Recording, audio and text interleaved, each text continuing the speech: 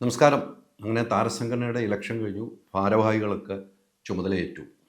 പക്ഷേ ഇന്നത്തെ ഇലക്ഷൻ കഴിഞ്ഞിട്ട് ഉച്ചകഴിഞ്ഞ് വോട്ടെണ്ണുന്ന സമയത്ത് 2 മണി മുതൽ അംഗങ്ങൾക്ക് പറയാനുള്ളതും കേൾക്കാനും അവിടെ ഒരു സമയമുണ്ടായിരുന്നു.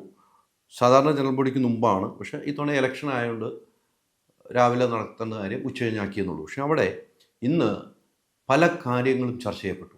എൻ്റെ ഉള്ളിൽ നിന്നും കിട്ടിയ ഒരു വിവരങ്ങളാണ്. പല കാര്യങ്ങളും ചർച്ച ചെയ്യപ്പെട്ടു. അവിടെ ഇന്ന് ഇത് ഈ അഡോക് കമ്മിറ്റി ആയതുകൊണ്ട് ഇപ്പം ജഗദീഷ് ചേട്ടൻ വന്നും ആ കമ്മിറ്റിയുടെ ഭാഗമാണെങ്കിലും അങ്ങനെ ഒരു ഈ ഇലക്ഷൻ വരുമ്പോൾ അങ്ങനെ ഒരു സാങ്കേതിക പ്രശ്നം ഉണ്ടെങ്കിലും അദ്ദേഹമായിരുന്നു ഇന്ന് കാര്യങ്ങളെല്ലാം നടത്തിയത്. അദ്ദേഹം ഇന്ന് ഭയങ്കര കയ്യടി മേടിച്ചു ജഗദീഷ് ചേട്ടൻ. ഇല്ല എന്ന് പറഞ്ഞില്ല. അവിടെ ഏറ്റവും ചർച്ച ചെയ്യപ്പെട്ട മെമ്മറി കാർഡ് വിഷയം തന്നെയാണ്. അവിടെ തുടക്കത്തിൽ തന്നെ ജഗദീഷ് അദ്ദേഹത്തിൻ്റെ കാര്യങ്ങൾ അവതരിപ്പിച്ചു. അദ്ദേഹം കൃത്യമായി ഈ കഴിഞ്ഞ ദിവസങ്ങളിൽ ഉണ്ടായ കാര്യങ്ങൾ ഒരു വനിതാ മെമ്പർ അദ്ദേഹത്തിനെതിരെ ഉന്നയിച്ച ആരോപണം ഉൾപ്പെടെ അദ്ദേഹം തുറന്നു പറഞ്ഞു. അദ്ദേഹം തുടങ്ങുന്നത് തന്നെ ഇങ്ങനെയായിരുന്നു: എനിക്കെതിരെ ഒരു കാരണവുമില്ലാതെ അമ്മയിലെ വനിതാ മെമ്പർ ഉന്നയിച്ച ആരോപണം വേദന ഉണ്ടാക്കി. മീഡിയയ്ക്ക് മുമ്പിൽ അമ്മയിലെ അംഗത്തിനെതിരെ ആദ്യമായി സംസാരിച്ച വനിതാ അംഗം അവരാണ്. അവരുടെ പേര് പറയാനോ വേദനിപ്പിക്കാനോ ഞാൻ ഉദ്ദേശിക്കുന്നില്ല എന്നാണ് അദ്ദേഹം തുടങ്ങിയത്. മനസാക്ഷി ഉണ്ടെങ്കിൽ അവർ തെറ്റ് തിരുത്തട്ടെ. അല്ലാത്ത പക്ഷം അവർക്ക് എന്തെങ്കിലും പറയുവാൻ ഉണ്ടെങ്കിൽ അത് പറയുവാനുള്ള വേദിയാണിത്. തെറ്റ് ചെയ്തിട്ടുണ്ടെങ്കിൽ തെറ്റ് ഏറ്റു പറയാനുള്ള സമയമാണ്. കൃത്യമായിട്ടാണ് ഒരു വനിതാ മെമ്പർ എന്ന് പറഞ്ഞാൽ അതായത് പേര് പോലും അഭിസംബോധന ചെയ്യാതെയാണ്. അപ്പോൾ ആ വനിതാ മെമ്പർ ആരാണെങ്കിലും വനിതാ മെമ്പറിന് മനസ്സിലാവുന്നു. പിന്നീട് വനിതാ മെമ്പർ സ്റ്റേജിൽ കയറുന്നുണ്ട്. ഞാൻ അദ്ദേഹം പറഞ്ഞ വാക്യം പറയാം: പൊതുസമൂഹത്തിൽ ജഗദീഷ് വലിയ ഹീറോയാണ് എന്നാണ് വനിതാ മെമ്പർ പറഞ്ഞത്. അത് തെറ്റായ പ്രസ്താവനയാണ്. ഹീറോയാകാൻ മാത്രം ഞാൻ ഒന്നും ചെയ്തിട്ടില്ല. പൊളിറ്റിക്കൽ ലീഡേഴ്സാണ് ഹീറോ, ഞാനല്ല. രണ്ടാമതായി, അമ്മയിൽ അദ്ദേഹം ഒരു വഞ്ചകനാണ്. ഞാൻ എന്ത് വഞ്ചനയാണ് ചെയ്തത്? അമ്മയിലെ മറ്റ് പല അംഗങ്ങളും ചോദിക്കുകയുണ്ടായി ഈ കാരണം കൊണ്ടാണ് നോമിനേഷൻ പിൻവലിച്ചതെന്നും. ചില സമയത്തൊക്കെ നമ്മൾ ദുർബലരാകും, അതുകൊണ്ടാണ് അങ്ങനെ ചെയ്യേണ്ടി വന്നതും അദ്ദേഹം പറയുന്നുണ്ട്. പിന്നെ അദ്ദേഹം മറ്റൊരു കാര്യം പറഞ്ഞു: ഇങ്ങനെയൊക്കെ ആരോപണം ഉന്നയിച്ചു കഴിയുമ്പം സ്വന്തം വീട്ടിൽ അദ്ദേഹത്തിന് മക്കളുണ്ട്. മക്കൾ ചോദിച്ചു എന്തിനാണ് മത്സരിക്കുന്നതെന്ന് ചോദിച്ചു. അതും വേദന ഉണ്ടാക്കിയെന്ന് അദ്ദേഹം കൃത്യമായി തന്നെ കാര്യങ്ങളോട് വലിയ കയ്യടിയോട് കൂടിയാണ് അദ്ദേഹത്തെ സ്വീകരിച്ചത്. എൻ്റെ ജീവിതത്തിൽ അമ്മയുടെ പ്രവർത്തനത്തിൻ്റെ പേരിൽ ഒരംഗം പോലും എന്നെ ആക്ഷേപിച്ചിട്ടില്ല. ആരോപണം ഉന്നയിച്ച വ്യക്തി മനോരമ, മാതൃഭൂമി 2 ഇൻ്റർവ്യൂ നൽകിയുണ്ടായി. ശേഷം അവരെ വിളിച്ച് പറയുകയുമുണ്ടായി ഈ പ്രസ്താവന തെറ്റാണ്. മുൻപ് നടന്ന പത്രസമ്മേളനത്തിൻ്റെ പേരിലാണെങ്കിൽ അതിൻ്റെ വ്യക്തത വരുത്തേണ്ടതുണ്ട്. സിദ്ദീഖിൻ്റെ അനുമതിയോടെയാണ് നിർദ്ദേശത്തോടും തിരുവനന്തപുരത്ത് ഞാൻ നടത്തിയ പ്രസ് മീറ്റ്. സാഹചര്യം ഇല്ലാത്തതുകൊണ്ടാണ് ഇക്കാര്യം പറയുന്നത്.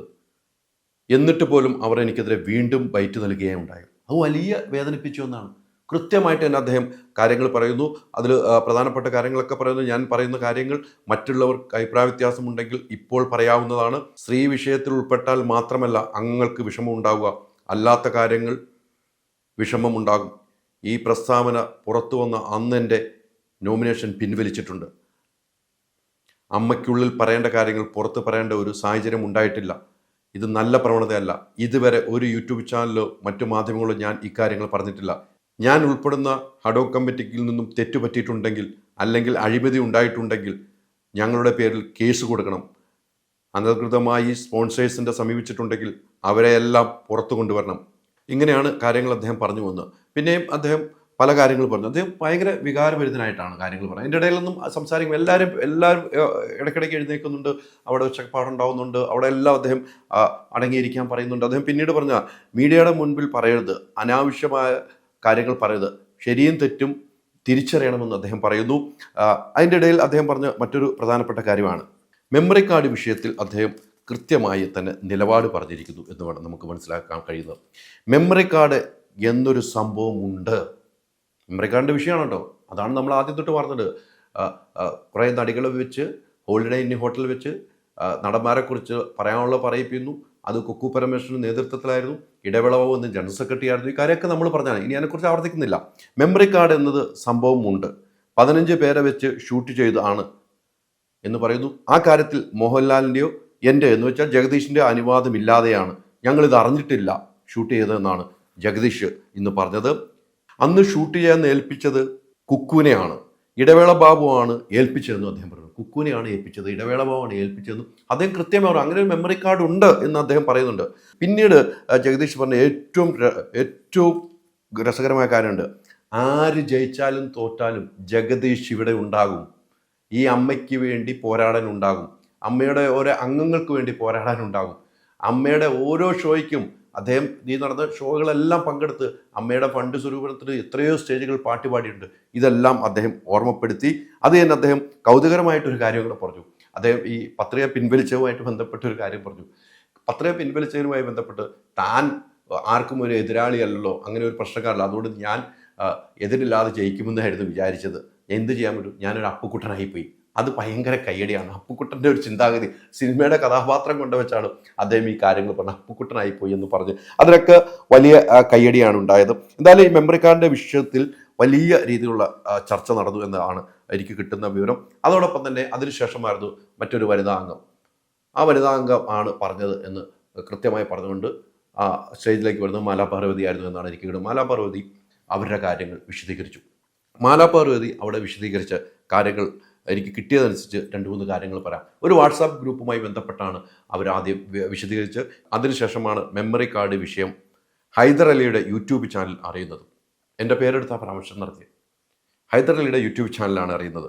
ആ വീഡിയോയിൽ ഇതുമായി ബന്ധപ്പെട്ട് ഗ്രൂപ്പിൽ ചർച്ചയുണ്ടായി എന്ന് പറയുന്നുണ്ട്. തൊട്ടു പിന്നാലെ സീനത്തിനെ വിളിച്ചു ചോദിച്ചു എന്താണ് പ്രശ്നമെന്നും എങ്ങനെയാണ് കാര്യങ്ങൾ അറിയുന്നത്. ഹൈദർ അലി ചില സ്ക്രീൻഷോട്ടുകൾ പുറത്തുവിടുന്നു. ആ സ്ക്രീൻഷോട്ടിൽ അഡ്മിൻ്റെ നമ്പറാണ് നൽകിയിരിക്കുന്നത്. ഗ്രൂപ്പിലെ ഓരോ വിഷയങ്ങളും ഹൈദർ അലി വീഡിയോ ചെയ്യുന്നു. ഇത് തുടങ്ങിയപ്പോഴാണ് ഗൗരവമായി ഇക്കാര്യങ്ങളെക്കുറിച്ച് സംസാരിച്ചു തുടങ്ങിയെന്നാണ് മാലാപാർവതി അവിടെ പറയുന്നത്. ഇലക്ഷന് ബന്ധപ്പെട്ട ആരോപണ വിധേയൻ മത്സരിക്കുന്നതെന്ന കാര്യം ചാനൽ ആദ്യം സംസാരിക്കുന്നത് രവീന്ദ്രനാണ്, താനല്ല സംസാരിച്ചതെന്ന് പറയുന്നുണ്ട്. അതിനുശേഷം മല്ലികാ സുകുമാരനും അൻസിബയും ബൈറ്റ് വരുന്നു. അൻസിബ പറഞ്ഞത് ഒട്ടും ശരിയായില്ല എന്നും പറയുന്നുണ്ട്. മന്ത്രിമാരെ ഉൾപ്പെടെയുള്ള കാര്യങ്ങൾ അൻസിബ പറഞ്ഞത് തെറ്റായിപ്പോയി എന്നും ഈ ഇന്നത്തെ മീറ്റിങ്ങിൽ പറയുന്നു. എൻ്റെ പ്രസ്താവന വരുന്നത് അതിനുശേഷമാണ്. ഇലക്ഷൻ പ്രഖ്യാപിച്ച സാഹചര്യത്തിൽ ജഗദീഷ് മത്സരിക്കുന്നുണ്ടെന്ന് അറിഞ്ഞ പല അംഗങ്ങളും അദ്ദേഹത്തെ പ്രതിരോധിക്കുന്നതിനെക്കുറിച്ച് സംസാരിച്ചു. മാരിയറ്റ് ഹോട്ടലിൽ പണ്ട് അമ്മയുടെ മീറ്റിംഗ് നടക്കുന്ന സമയത്ത് ഹേമ കമ്മിറ്റി റിപ്പോർട്ട് പുറത്തു വന്ന ഉടൻ ആൻഡോ ജോസഫിൻ്റെ നേതൃത്വത്തിൽ പ്രൊഡ്യൂസേഴ്സ് അസോസിയേഷനിൽ ബി ഉണ്ണികൃഷ്ണൻ്റെയും സോഹൻലാലിൻ്റെയും ഫെബ്ക ഇവിടെ വന്ന് മോഹൻലാലിൻ്റെയും മമ്മൂട്ടിയും കണ്ട് നമുക്കെല്ലാവർക്കും ഒരു പ്രസ് കോൺഫറൻസ് നടത്താമെന്ന് പറയുകയുണ്ടായി. ആ സമയത്ത് ജഗദീഷ് അതിനെതിരെ നിന്നിരുന്നു. ശേഷം അറ്റ്ലസിൽ പ്രസ് മീറ്റ് നടത്തി മമ്മൂട്ടിയെ കൊണ്ട് പറ്റില്ലെന്ന് പറയിപ്പിച്ചു എന്നുമാണ് താൻ അറിഞ്ഞതെന്നാണ് മാലാപാർവതി പറഞ്ഞത്. അത് കൃത്യമായിട്ട് തിരുത്തി ജഗദീഷ് പറഞ്ഞു. പിന്നീട് ജഗദീഷ് ഒറ്റയ്ക്ക് പ്രസ് മീറ്റ് നടത്തി കയ്യടി വാങ്ങിച്ചു. ആരോപണ വിധേയർ മത്സരിക്കരുതെന്ന് ഞാൻ പറഞ്ഞിട്ടില്ല, അദ്ദേഹം മത്സരിച്ചാൽ ജയിക്കുമോ എന്ന് നോക്കാം എന്നാണ് ഞാൻ പറഞ്ഞതെന്നാണ് മാലാപാർവതി പറഞ്ഞത്. അപ്പം ഈ തിരുവനന്തപുരത്ത് ഒരു പ്രസ് മീറ്റ് നടത്തുന്നു. ഹേമ കമ്മിറ്റി വിഷയവുമായി ബന്ധപ്പെട്ട് കൊച്ചിയിൽ സിദ്ദീഖിൻ്റെ നേതൃത്വത്തിൽ പ്രസ് മീറ്റ് നടത്തുന്നു. അതിനെതിരെ ജഗദീഷ് അവിടെ പത്രസമ്മേളനം നടത്തി. അത് തെറ്റായിപ്പോയെന്ന് ചില അംഗങ്ങൾ പറയുന്നു. അതാണ് പറഞ്ഞതെന്ന് പറയുന്നു. എന്നാൽ ഇതേക്കുറിച്ചൊക്കെ മാലാപാർവതി അദ്ദേഹം വിളിച്ച് പറഞ്ഞിട്ടും പിന്നെയും മാലാപാർവതി അങ്ങനെ പറഞ്ഞു എന്ന് പറഞ്ഞപ്പോഴാണ് വിഷയങ്ങൾ ഇവരുമായിട്ട് ഇന്നത്തെ ചർച്ച ചെയ്യേണ്ടതായി വന്നത്. അതിന് കൃത്യമായിട്ട് ജഗദീഷ് വളരെ മറുപടി കൊടുക്കുന്നു. ഇവിടെ നടന്ന കാര്യങ്ങളാണ്. ജഗദീഷ് മറുപടി കൊടുക്കുന്നു. മാലാപാർവതിയോട് ആരോ വിളിച്ചു പറഞ്ഞു ജഗദീഷ് വിജയസാധ്യത ഇല്ലെന്ന്. അദ്ദേഹം പത്രസമ്മേളനം നടത്തി അങ്ങനെ ഒരു ചതി ചെയ്തെന്ന് പറയുകയുണ്ടായി. സത്യത്തിൽ ഹേമ കമ്മിറ്റിയുടെ ബന്ധപ്പെട്ട വിഷയത്തിൽ പ്രസ് മീറ്റ് നടത്തുന്നതിന് ഞാൻ മമ്മൂക്കായും ശക്തമായി എതിർത്തിരുന്നു. അത് വാസ്തവമാണ്. മീഡിയയിൽ നമ്മൾ ഇരിക്കുമ്പോൾ പല ചോദ്യങ്ങളും പറയും, മറുപടി പറയാൻ തയ്യാറാകണം.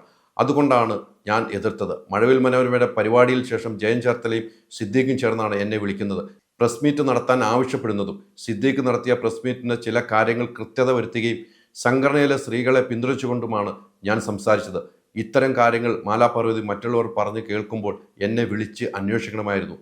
ആരെന്തൊക്കെ പറഞ്ഞാലും ജഗദീഷ് ഇവിടെ തന്നെ ഉണ്ടാകും, സാധാരണക്കാരന് വേണ്ടി വാദിക്കാനെന്ന് അദ്ദേഹം പറഞ്ഞ് അവസാനിപ്പിക്കുന്നു. ഇതാണ് ഏറ്റവും വലിയ ചർച്ച നടന്നത്. ആ ചർച്ചയുടെ പൂർണ്ണരൂപം ഇനിയുമുണ്ട് കേട്ടോ. അതിൽ കിട്ടിയ കുറച്ച് കാര്യങ്ങളാണ് ഇങ്ങനെ ഒരു ചർച്ച അവിടെ നടത്തുന്നത്. അതിലവിടെ വാക്ക് ഫൈറ്റുകൾ, നിരന്തരം വാക്ക് ഫൈറ്റുകളായിരുന്നു. ഈ ഇടയ്ക്ക് പ്രശ്നങ്ങളുണ്ടാകുന്ന ഒരു സാഹചര്യമുണ്ടായി, വലിയ ഒച്ചപ്പാടുണ്ടായി. ഇതിനു ശേഷം തൊട്ടു പിന്നാലെ ഉഷയാണ് സംസാരിക്കാൻ വന്നത്. ഉഷയാണ് ഈ വാട്സാപ്പ് ഗ്രൂപ്പിൻ്റെ അഡ്മിനായ ഉഷ കാര്യങ്ങൾ വിവരിപ്പിച്ചു. ജനറൽ ബോഡി കണ്ട് പിരിയുകയാണ്. അതുകൊണ്ട് നമുക്കൊരു വാട്സാപ്പ് ഗ്രൂപ്പ് ഉണ്ടാക്കാമെന്ന് അന്ന് അമ്മയിൽ പറഞ്ഞ അനുമതി മേടിച്ചതിന് ശേഷം നമ്മൾ ഉണ്ടാക്കി. അത് എല്ലാവർക്കും സന്തോഷകരമായി മുന്നോട്ട് പോകുന്ന ഇടയിലാണ് പല പ്രശ്നങ്ങളും ഉണ്ടായെന്ന് ഉഷ പറഞ്ഞു വെക്കുന്നുണ്ട്. ബാബുരാജിന് വേണ്ടിയാണ് ഈ ഗ്രൂപ്പ് തുടങ്ങിയതെന്ന് ഈ അംഗം പറഞ്ഞുവെന്നാണ് ഉഷ പറയുന്നത്. അത് എന്തിൻ്റെ അടിസ്ഥാനത്തിലാണ് പറഞ്ഞതെന്ന് ഉഷ അവിടെ കൃത്യമായി ചോദിച്ചു. അതിൻ്റെ ഇടയിലൊക്കെ ഒച്ചപ്പാടും ബഹളം നടക്കുന്നുണ്ടല്ലോ. മാലാപർവ്വതി വീഡിയോയിൽ സംസാരിച്ച ശേഷമാണ് ഞാൻ മീഡിയയോട് സംസാരിക്കുന്നത്. എന്തിനു വേണ്ടിയാണ് കുക്കു പരമേശ്വരൻ ഞങ്ങളെ വിളിച്ചു വരുത്തി വീഡിയോ റെക്കോർഡ് ചെയ്യിച്ചത്? എന്തിനു വേണ്ടിയാണ് അത്തരത്തിലൊരു നാടകം നടത്തിയത്? പല തവണ ചോദിച്ചപ്പോഴും ഇടവേള ബാബുവിൻ്റെയും കുക്കുവിൻ്റെയും കയ്യിൽ ഭദ്രമാണെന്ന് പറഞ്ഞു. കുക്കു കമ്മിറ്റിയിൽ ഇല്ലെന്നും എന്തിനാണ് പറയുന്നത്? കുക്കു അതിലുണ്ടെന്നും ഉറപ്പാണ്. ഇതിനെതിരെ പരാതി നൽകുമെന്ന് പറഞ്ഞപ്പോൾ അമ്മയിൽ പരാതി നൽകി നീതി കിട്ടിയില്ലെങ്കിൽ മാത്രം പുറത്തു പോയാൽ മതിയെന്നാണ് പറഞ്ഞത്. തുടർന്ന് നടപടി ഉണ്ടാകാത്ത അവസരത്തിലാണ് DGPക്ക് പരാതി നൽകിയെന്ന് പറയുന്നു. പുതിയ ഭരണസമിതി ഇക്കാര്യത്തിൽ ഒരു തീരുമാനമുണ്ടാക്കണമെന്ന് പ്രതീക്ഷിക്കുന്നു എന്നാണ് ഉഷ പറഞ്ഞത്.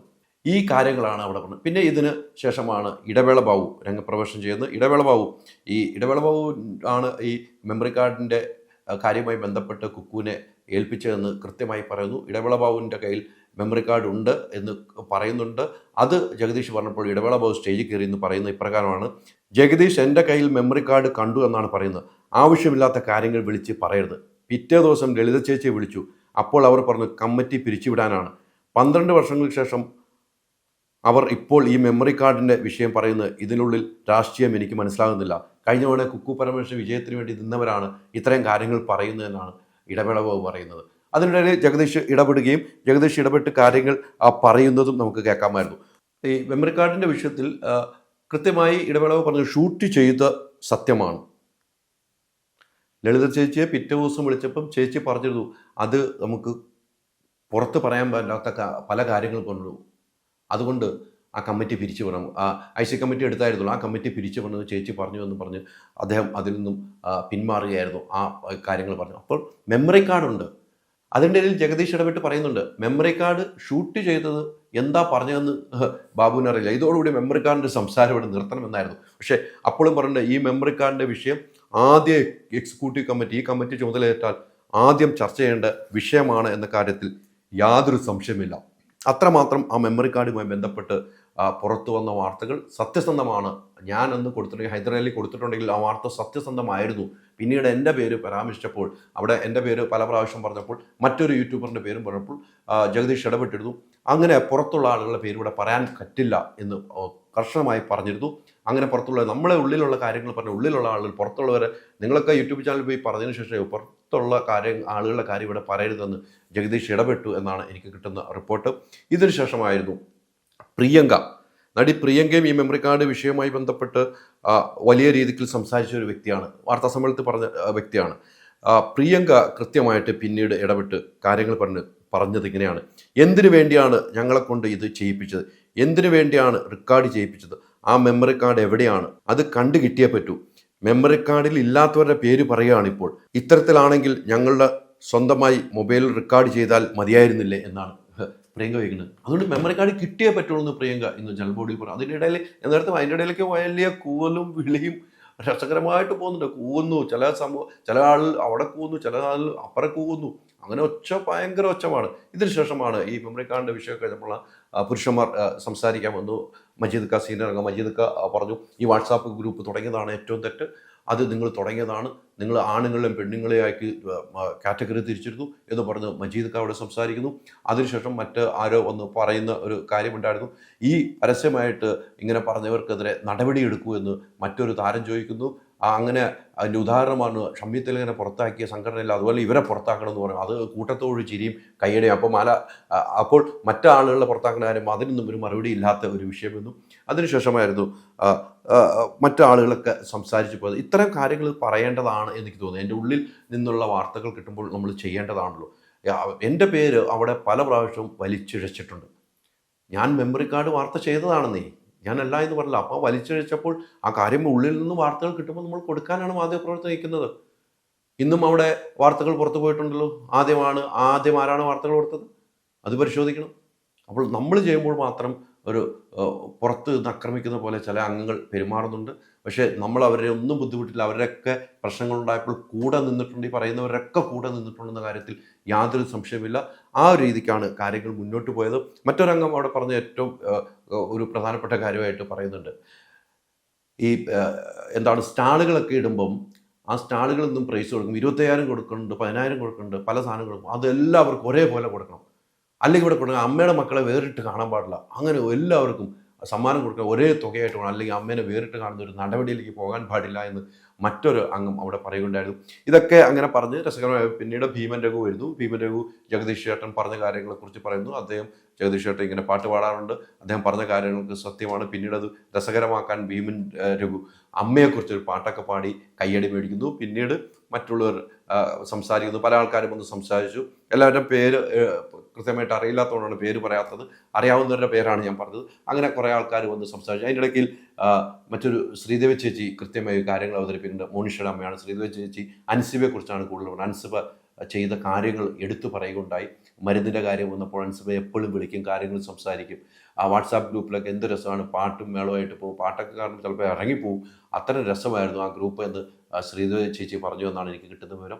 പിന്നീട് അവിടെ മറ്റുള്ളവർ ഇടയ്ക്ക് കയറി വന്ന് ഒച്ചപ്പാടുണ്ടാക്കി, മറ്റ് വനിതാംഗങ്ങൾ കയറി വന്ന് ഒച്ചപ്പാടുണ്ടാക്കി. ചില പുരുഷന്മാരും അവിടെ നിന്നും ഒച്ചപ്പാടും ബഹളവും ഒക്കെ കൂകൽ നിരവധി കൂകലും അങ്ങോട്ടും കൂടെ പരസ്പരം അവിടെ ഒരു സംഭവം അവിടെ നടന്നു. ആ കാര്യങ്ങൾ തന്നെ പറയണമായിരുന്നു. അവസാനമാണ് അനൂപ് ചന്ദ്രൻ്റെ രംഗപ്രവേശനം. അത് അവിടെയല്ല, വോട്ടിംഗ് നടന്ന സ്ഥലത്താണ്. അനൂപ് ചന്ദ്രനും ഇതിൻ്റെ ഇലക്ഷൻ ഓഫീസറായ പൂജപ്പുര രാധാകൃഷ്ണനുമായി പരസ്പരം ഏറ്റുമുട്ടി. വലിയ ഒച്ചപ്പാടാണ്. ഒരു മുണ്ടക്ക മടക്കി കൂട്ടി ഒരു ഗുണ്ടാ സ്റ്റൈലിലാണ് അനൂപ് ചന്ദ്രൻ വന്നതെന്നാണ് എനിക്ക് കിട്ടുന്ന വിവരം.